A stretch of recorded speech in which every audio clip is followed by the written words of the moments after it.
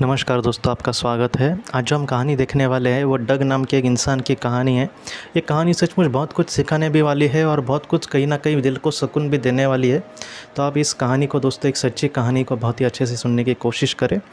ये डग नाम के एक इंसान की कहानी है। तकरीबन वो 52 ईयर्स के थे और वो ये कहते हैं कि उनको माइल्ड अटैक आया था और वो एकदम बेहोश ही हो गए। उनके साथ अचानक क्या हुआ उनको पता नहीं चला। बाद में डग ये कहते हैं कि अपने आप को मतलब उनके शरीर से प्राण ही जैसे ऊपर जा रहे थे ऐसे लगा और वो ऊपर चले गए और वो कहीं न कहीं आसमान में चले गए।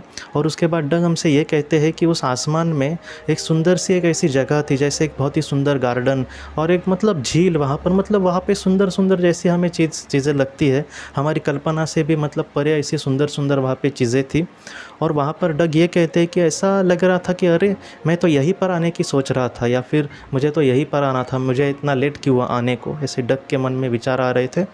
और उसके बाद डग ने देखा तो उनके सामने से कोई आ रहा था और जब वो आत्मा उनके सामने आ गई तब उन्होंने देखा कि वो जो आत्मा थी वो उनके चाचा की थी। इनके और चाचा के बहुत ही अच्छे से संबंध थे।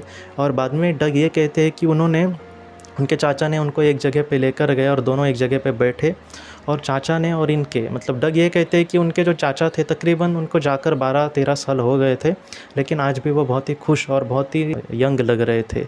और बाद में डग ये कहते हैं कि वो बहुत ही सुखी लग रहे थे। और उसके बाद वो डग ये कहते हैं कि जैसे वो मुझे बहुत कुछ बातें बता रहे थे कि जीवन को हमें किस तरीके से जीना चाहिए, जितना हो सके सहन करने की कहीं ना कहीं हमारे मतलब मन में आदत होनी चाहिए। जैसे कुछ लोगों को होता है ना कि ज़रा कुछ कोई बोला कि उनको एक दफ़े फड़क से कुछ बोल देंगे, ऐसा नहीं, जितना हो सके आप सामने वाले को समझ के लो वगैरह, ऐसी बहुत सारी बातें डग के चाचा ने उनको बताई। बाद में उनके चाचा ने बताया कि ये जो दुनिया है बहुत ही खूबसूरत है, यहाँ पे किसी भी चीज़ की हमें ज़रूरत हो तो वो तुरंत मिल जाएगी, या फिर हम यहाँ पे बहुत ही समाधानी अवस्था में होते हैं, लेकिन पृथ्वी का जीवन इससे बहुत उल्टा है। पृथ्वी में इन समाधानी इंसान कभी भी नहीं होता। और डग को ऐसे ही वो बहुत सारी बातें कह रहे थे।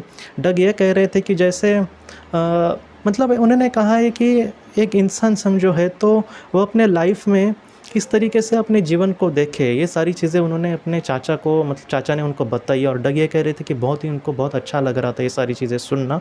ऐसे लग रहा था कि मानो मैं मतलब शायद 10 साल 2 साल ऐसे सुनते ही रहूँ, ऐसे डग कह रहे थे। लेकिन उनके चाचा ने उनको पैर से उनके गालों को हाथ भी लगाया और उसके बाद अचानक परिस्थितियाँ थोड़ी सी बदल गई वहाँ पे। डग ये कह रहे थे कि जैसे मुझे कोई दिख तो नहीं रहा, लेकिन फिर से मुझे कोई पीठ से खींच रहा है, मतलब ऐसे पीछे कोई मुझे खींच रहा है ऐसे लग रहा था।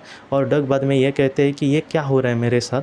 जब उन्होंने अपने चाचा को ये पूछा तब चाचा ने ये कहा कि ये फ़िलहाल वक्त नहीं है तुम्हारा कि तुम यहाँ पे हमेशा के लिए आओ, बाद में जब तुम्हारा वक्त आएगा तब तुम यहाँ पे चले आओगे अपने आप, लेकिन फ़िलहाल तुम्हें फिर से पृथ्वी पर जाना होगा।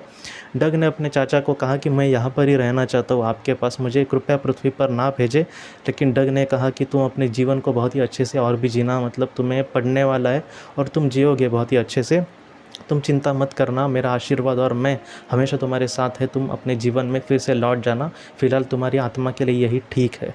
तो बाद में डग ने कुछ नहीं कहा और वो चुपचाप मतलब फिर से उस दुनिया से मतलब दूर चले गए और पृथ्वी पर आ गए। डग ये कहते हैं कि वो जो अनुभव था उनके पूरे ज़िंदगी में बहुत ही मतलब जिस अनुभव ने उनको सुकून दिया होगा और दिल से सुकून दिया होगा, वैसा वो अनुभव था।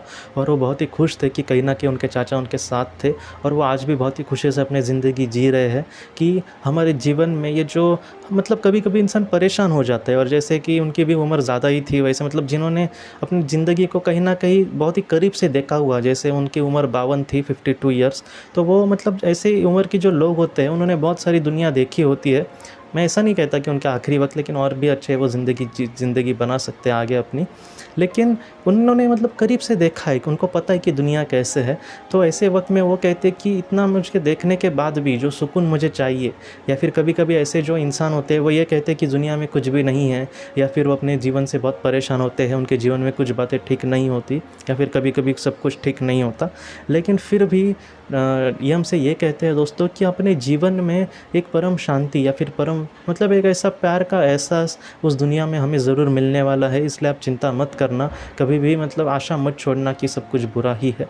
आप अगर अच्छे कर्म करोगे तो आप इतनी सुंदर जगह पे जाओगे कि आप मतलब सोच भी नहीं सकते। तो ये आज की कहानी है, वो हमें यही सिखाती है, आप चिंता मत करें। अगर आपने किसी भी करीबी इंसान को खोया है तो आप प्लीज़ चिंता मत करना।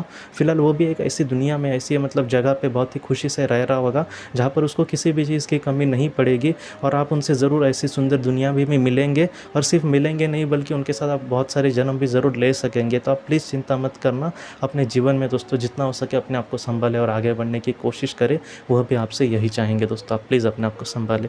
तो दोस्तों हम अपनी अगली वीडियो में मिलते हैं। आप अपना अपने परिवार का ख्याल रखना। आपका बहुत बहुत धन्यवाद।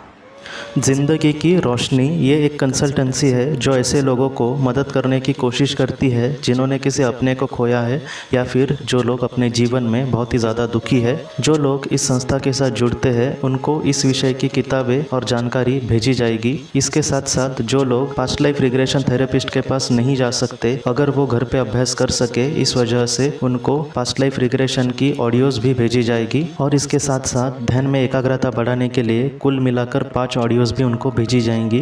तो जो लोग इस संस्था के साथ जुड़ते हैं उनको यह सारी चीज़ें उनके ईमेल पर या फिर व्हाट्सएप पर भेजी जाएंगी। अगर आपको इस संस्था के साथ जुड़ना है तो कृपया इस नंबर पे व्हाट्सएप करें।